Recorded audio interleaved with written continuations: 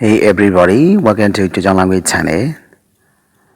အားလုံးပဲမင်္ဂလာပေါင်းနေပြီးတော့ကြာပါစေခင်ဗျာ Tutorial Language Channel ပြီးတော့ English စာလေးကြားနေကြတယ် English စာလေးကြားသူမိတ်ဆွေများအားလုံးကိုနေထွေးစွာကြိုဆိုပါရခင်ဗျာကျွန်တော်ဒီနေ့မှာတော့မိတ်ဆွေတို့ကိုမြောက်ပြီးတော့သင်ကြားပေးနေတဲ့အကြောင်းအရာကတော့ဒါ English speaking ပေါ့ daily speaking daily use အသုံးလေးတွေကိုသုံးပြီးတော့နေ့စဉ်သုံး English စကားပြောလေးတွေကိုဆက်လက်ပြီးတော့လေ့လာသင်ကြားပေးတာလေ့လာကြမယ်ကျွန်တော်ကနေပြီးတော့မြောက်ပြီးတော့သင်ကြားပေးတာမှာဖြစ်ပါတယ်ကျွန်တော်ရဲ့ channel ကိုလည်းပဲ subscribe လုပ်ရသေးရင် subscribe လုပ်ပြီးရပါတယ်ခင်ဗျာ okay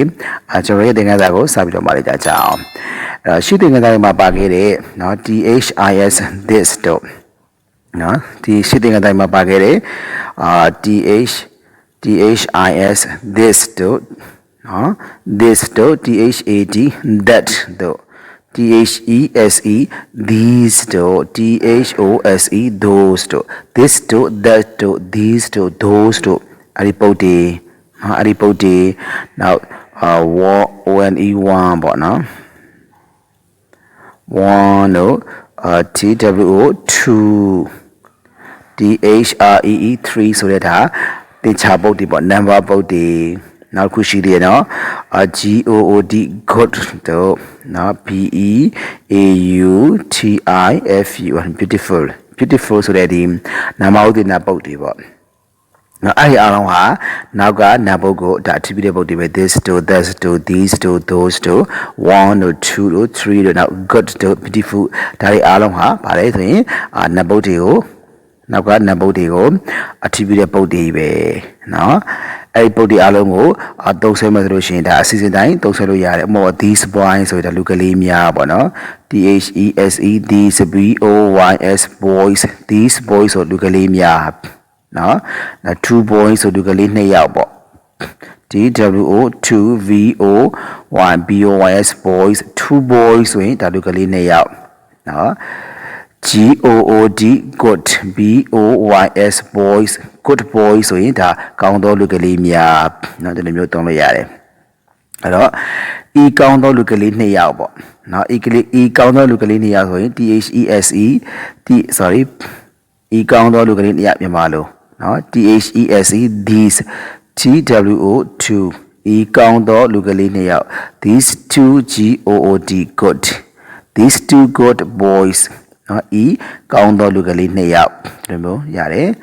ထိုလှပတဲ့မိန်းကလေး၃ယောက်เนาะထိုဆိုတော့ those those those three those three pretty those three pretty girls girls those three pretty girls เนาะလှပတဲ့မိန်းကလေး၃ယောက်ဒါဒီလိုမျိုးတွေရေးလို့ရတယ်ပေါ့နော်ဒီလိုမျိုးရေးလို့ရတယ် these two good boys နော်ကောင်းသောလူကလေးနှစ်ယောက်ဤကောင်းသောလူကလေးနှစ်ယောက် those three pretty girls ဆိုတာဟိုလှပသောမိန်းကလေး၃ယောက်နော်ဒီလိုမျိုးရေးလို့ရတယ်full story တွေချလို့ရ okay အဲ့တော့နောက်တစ်ခုသွားမယ် how အသုံးလေးကိုသွားမယ် how how ဆိုတာဘလို့လဲဘလောက်လဲဆိုတဲ့အမေးပုတ်ပဲနောက် how ဆိုတာက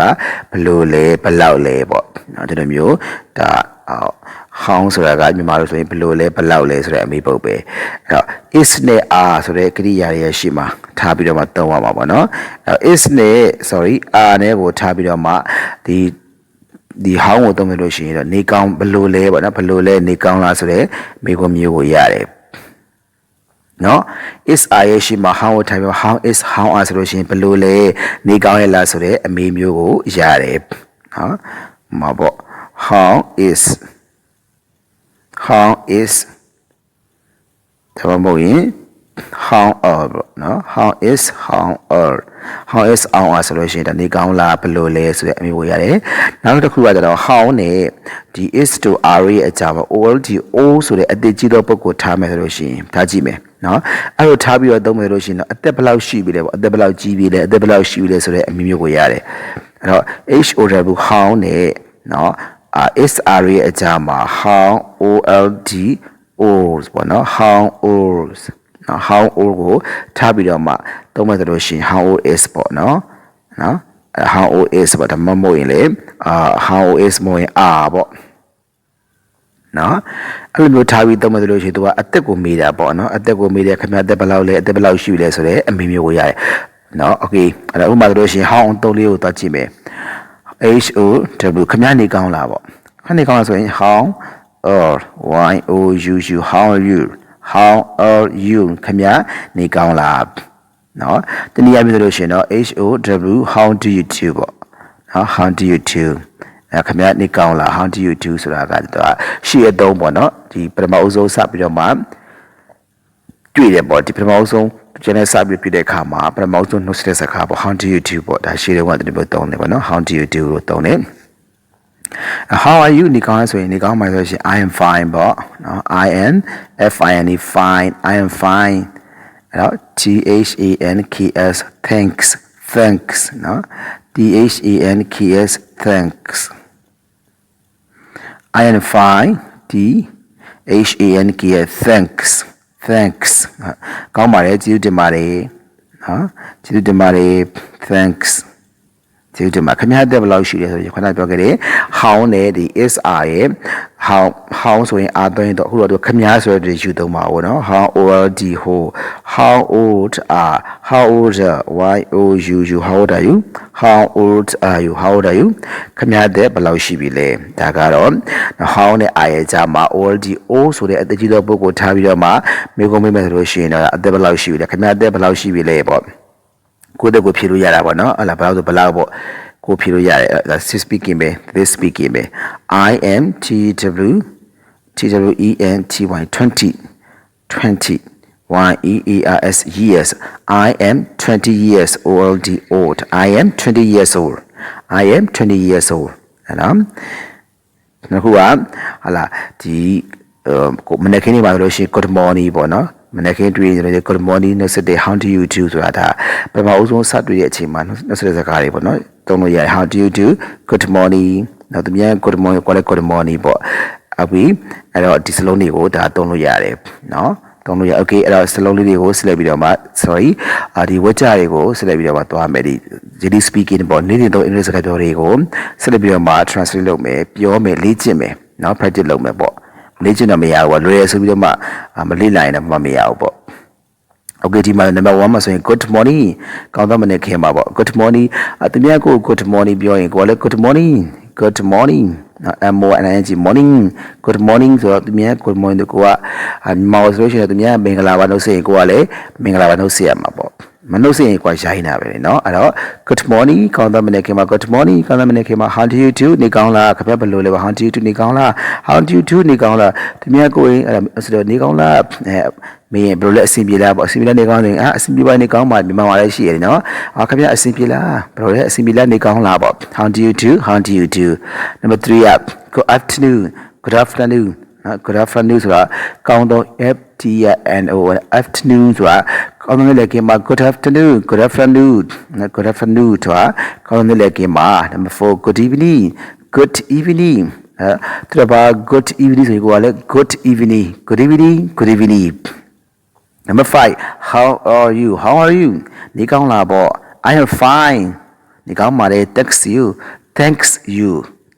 you တို့နေကောင်းပါတယ် I am fine thanks you တို့ကနေကောင်းပါတယ်ပေါ့နော်ကျေးဇူးတင်ပါတယ်ဆိုတာခင်ဗျားကိုကျေးဇူးတင်ပါတယ် I am fine sorry ဒီမှာဆိုလို့ရှိရင်ဒီမှာyou သုံးမှာ thank you ဆိုလို့ရှိရင်ဒီမှာ s သုံးစီရမလို့နော် thank you နော်တလုံးနဲ့ဆိုလို့ရှိရင်တော့ thanks အဲ့တော့နှစ်ခုသုံးလို့ရှိရင်တော့ thank you ဆိုလို့ရှိရင် you ပါရဲ့အတွက်သူက s ထည့်တယ်မလို့နော် I am fine thank you ကျွန်တော်ကောင်းပါတယ်တဲ့နော်ခင်ဗျားကျေးဇူးတင်ပါတယ်ပြောနေတာတော့ကိုယ်မေးရတယ်ပေါ့နော်အဲ့တော့ and how are you ပေါ့ and how are you ခင်ဗျားနေကောင်းလားတော့အတူကဆို and you ပေါ့ and you နော်ခင်ဗျားနေကောင်းလား and how are you မင်းရောနေကောင်းလားပေါ့ fine thanks ပေါ့ကောင်းပါတယ် HNK thanks ဒီမှာဆိုလို့ရှိရင်သူကနောက်မှရှိမပါရင်ဆိုလို့ရှိရင်ဒီမှာ s ပေါင်းရတယ်နော် thank မှာ s ပေါင်းမယ် thanks fine thanks နော်ကောင်းပါတယ်ကျေးဇူးတင်ပါတယ် number 6 how is your father how ဆိုတာကဒီဘလို့လဲမေးတာပေါ့နော်ဘလို့လဲအခြေအနေကိုသိချင်တာခါမေးတယ်အဲ့တော့ how is your father မင်းရဲ့အဖေရောဘလို့နေကောင်းလားမေးရပါ how is your father မင်းရဲ့အဖေရောဘလို့နေကောင်းလားပေါ့မင်းဖေရောဘလို့လဲမင်းဖေရောကျမ်းမာလားမေးရ how is your father he is fine အဖေနေကောင်းပါတယ် he is fine thank you သူနေကောင်းပါတယ်ကျေးဇူးတင်ပါတယ် he is fine thank you သူနေကောင်းပါကျေးဇူးတင်ပါတယ် number 7 how is your mother how is your mother အဲ့တော့မင်းရဲ့အမေရောနေကောင်းလားမင်းရဲ့အမေရောဘလို့လဲပေါ့အဲ့တော့ကောင်းရင် she is fine she ဆိုတာက mother အစားနာ mother ဆိုတဲ့နာမ်ပုတ်ရဲ့အစားတော့နာမ်စားပေါ့နော် she is fine သူမလည်းကောင်းပါတယ် she is fine too ဆိုတာလည်းပဲသူမလည်းပဲကောင်းပါတယ် we are fine thanks we are fine ဆိုတာကျွန်တော်တို့ကောင်းကြပါတယ် we are fine thanks thanks ဆိုတာကျွန်တော်တို့ကောင်းကြပါတယ်ကျေးဇူးတင်ပါတယ်နော် number 8 ဆိုတာ how is Mary မေရောနေကောင်းလားမေးရပေါ့ how is Mary မေရောဘယ်လိုလဲမေရောနေကောင်းလား she is unwell ဆိုတာနေမကောင်းမှုပေါ့နော် she is unwell သူမနေမကောင်းမှု she is not well well ကောင်းတယ် she ကနေပြီးတော့မှ not ထည့်လိုက်တယ်အငင်းဝကြပေါ့ငင်းတာအဲ့တော့ well ကောင်းတယ် not well မကောင်းဘူး she is not well သူမမကောင်းဘူး she is I am like ill ဆိုတာဖြန်းတာလေ she is ill သူမနေမကောင်းဘူး number 9 how are your friends John and Peter how are your friends John and Peter how are your friends ဆိုတာမင်းရဲ့တငယ်ချင်းရောဘယ်လိုလဲမင်းတငယ်ချင်းနေကောင်းလား how are your friends John and Peter မင်းရဲ့တငယ်ချင်း John နဲ့ Peter ရောနေကောင်းလားမေးတယ်ပေါ့ they are fine သူတို့နေကောင်းပါတယ် how are your friends John and Peter မင်းရဲ့တငယ်ချင်းတွေဖြစ်တဲ့ John နဲ့ Peter နေကောင်းလား they are fine သူတို့နေကောင်းကြပါတယ်နော် number 10 are you well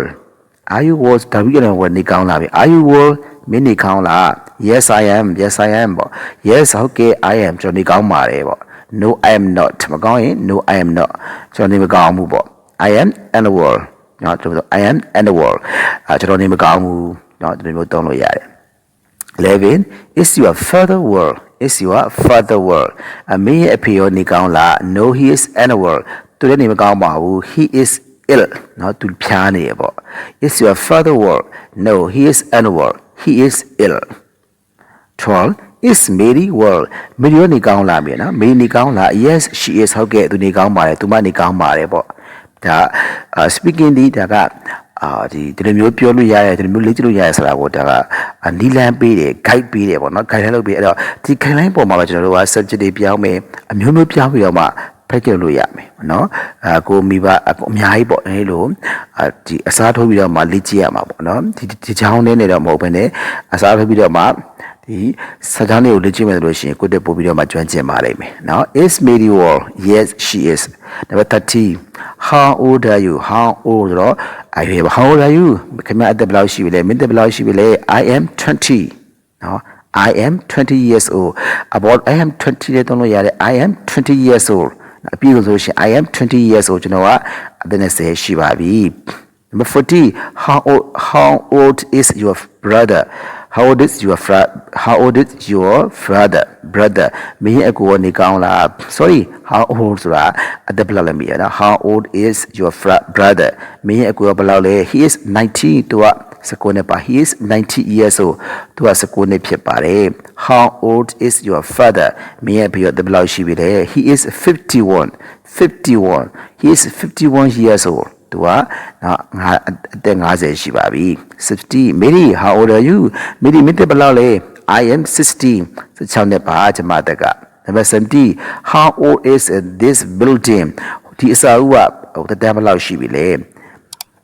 နော်ဒီစာအုပ်ကတက်တန်းဘယ်လောက်ရှိပြီလဲတော့မေးရပါဒီစာအုပ်တက်တန်းဘယ်လောက်ဆိုတာဒီစာအုပ်ရဲ့အသက်ကိုမေးရမို့တက်တန်းပေါ့သူတက်တန်းဘယ်လောက်ကြာပြီလဲမေးရပေါ့ is 30 years old နှစ်30ရှိပါပြီစာအုပ်တက်တန်းကနှစ်30ရှိပါပြီ18 it is town very old ဒီမြို့ဟာပေါ့ this town ဒီမြို့က very old ဆိုအလုံးအိုနေပြီလားမေးရပေါ့အရင်အိုဟောင်းနေပြီလား it is ဟုတ်ပါတယ်အိုဟောင်းနေပြီ how old is it how old is itဘလောက်ရှိပြီလဲပေါ့နော်တတန်းဘလောက်ရှိပြီလဲဒီမျိုးရဲ့တတန်းက it is 100 years old နှစ်တရာရှိပါပြီเนาะဒါနှစ်တရာရှိပြီဒီမျိုးရဲ့တတန်းက19 is your grandmother very old မင်းရဲ့အဖွာအရန်တက်ကြီးပြီလားပေါ့တက်ကြီးနေပြီလားမင်းရဲ့အဖွာတက်ကြီးနေပြီလား yes she is ဟုတ်ပါတယ်သူမတက်ကြီးနေပါပြီ how old is she သူမတက်ဘယ်လောက်လဲပေါ့တက်ကြီးပြီဆိုတော့တက်ဘယ်လောက်လဲပြန်ပြီးတော့ထပ်ပြီးတော့ she is 90 years old သူမအသက်ကအဖွာရဲ့အသက်က90ရှိပါပြီ she ဆိုတာက grandmother ဆိုတဲ့ဒီနောက်ပုတ်ကိုအစားသုံးတာပေါ့နော်နံပုတ်ကိုအစားသုံးတယ် she is 90 years old သူမအသက်90ရှိပါပြီ20 goodbye ပေါ့နှုတ်ဆက်တယ် goodbye good night ပေါ့နော်သူများ good night ဆိုရင်ကိုကလည်း good night ပေါ့နော်ဒါအရင်ကြီးတဲ့အတုံးကိုသူများနှုတ်ဆက်ကိုကနှုတ်ဆက်ရမယ်တချို့ဖြည့်ရလိမ့်သူများမင်္ဂလာပါဆိုတက်တောင်ရက်နေတယ်မဟုတ်ပဲနဲ့သူတို့ဘာကို goodbye ဆိုကိုကလည်း goodbye နော်ဒီမျိုးလေးနှုတ်ဆက်ရမယ်ဒါကဒါနေ့စဉ်တုံးအင်္ဂလိပ်စကားလုံးတွေကိုကျွန်တော်တို့က sorry နေ့စဉ်တုံးအင်္ဂလိပ်စကားပြောတွေကိုပေါ့ကျွန်တော်တို့ကလေ့ကျင့်တာဖြစ်ပါတယ် daily use it speaking နေ့စဉ်တုံးအင်္ဂလိပ်စကားပြောတွေကိုယ့်ရဲ့နေ့စဉ်ဘဝထဲမှာဒါအသုံးချလို့ရတယ်လေ့ကျင့်လို့ရတယ်ပြောလို့ရတယ်ပြောပါနော်ပြောရမရှိရင်ကိုပတ်ဝန်းကျင်လူပေါ့ကိုတူမှရှိကိုသမီးတွေရှိပဲကိုကလေးလာတယ်လို့ရှိရင်အများကြီးပေါ့ကိုစကားတော့ပတ်ဝန်းကျင်ကိုဖန်တီးမယ်ဖန်တီးယူရမှာပေါ့နော်ပြောပါတော့မရှစ်ပါနဲ့တော့ပြီးဆိုင်နော်ရှစ်ချင်းဟာတွေ့တဲ့ချင်းကိုပိတ်ဆိုတဲ့လေ့ကျင့်မှာများတဲ့အခါမှာ practice makes perfect ပေါ့လေ့ကျင့်မှာလည်းပြည့်စုံလာမှာပဲအခုယူရင်ခုရောက်တော့မရဘူးတက်ပင်ဆိုင်ကအကြာကြီးချိန်ပြရတယ်တက်ပင်ဆိုင်တဲ့အကြာကြီးဟလာရှည်လောင်းပေါင်းနေပြီးတော့မှအတီးတွေပါစားရတာပေါ့အဲ့လိုပဲကိုယ့်ရဲ့အချိန်တွေကိုပေးဆက်ပြီးတော့မှကျွန်တော်တို့ကပညာတစ်ခုရအောင်ယူရတာပေါ့နော်စူးစမ်းပါဟိုအချိန်ဆိုတာအရင်တန်ဖို့ရှိပါတယ်အချိန်ကရှင်းတဲ့ရတူကိုမဆောင်ဘူးရတဲ့အချိန်လေးမှာစူးစမ်းပါအခုဒီအင်္ဂလိပ်စာဟာကိုတတ်ထားမယ်ဆိုလို့ရှိရင်ဘယ်နေရာရောက်ကိုသုံးချလို့ရတယ်နော်ကျွန်တော်ရဲ့မိတ်ဆွေတွေကိုကျွန်တော်ကတိုက်တွန်းမှလည်းအမြဲတမ်းလည်းပဲစူးစမ်းပါအမြဲတမ်းဟာလားဆုံးဝစိတ်ကြမကြပါနဲ့ဘယ်လောက်ပဲခက်ဖြည်းနဲ့မှန်လေးသာစူးစမ်းပါနော်ကိုလိုချင်တဲ့ပတ်နဲ့ကိုရောက်မှာဖြစ်ပါတယ် okay today our lesson that's all ကျွန်တော်ရဲ့သင်ခန်းစာနေတာဖြစ်ပါတယ်ကျွန်တော်နောက်သင်ခန်းစာတွေမှာထပ်ပြီးတော့မှဆွေးနွေးကြပါအောင်မယ်see you next lesson may you be happy all my students goodbye thank you so much